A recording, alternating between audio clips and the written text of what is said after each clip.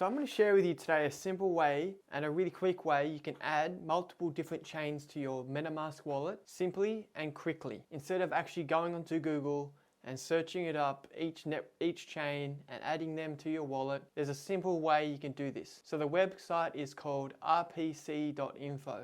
I will leave a link in the description below, but this is a way you can add multiple different chains to your wallet with just a couple of clicks. So once you're on the RPC website, all you do is go down to the chain that you wish to add. So as you can see, you've got Avalanche C-Chain mainnet, and then you've got the Avalanche C-Chain mainnet RPC. So there's two different RPCs. So if you add either of these, there's still the Avalanche network chain C. This is a testnet Avalanche. So you got Avalanche, you got Binance Smart Chain.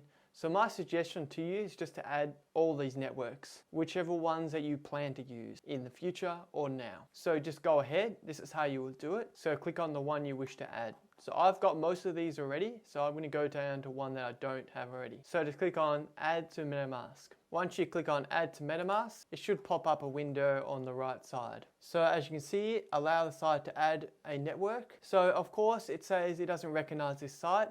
But if you look and Google search, you can Google search a couple of these and make sure they're actually the correct ones. But I have had no problems with this. This is how I've done it with all my wallets. So just click on Approve and then click on Switch Network. And once you go back onto the MetaMask wallet, just click on MetaMask wallet and you can see in the drop down tab right there, you can see the Ubique mainnet RPC that I've just added. And it's the same with all of these. All you do is click on it and it'll pop up a window, you approve it, you switch network, and then you'll have that network added on your MetaMask wallet. So right there I have Kronos added as a mainnet. So that's a simple way you can really save some time, and I'll leave a link for everything in the description below.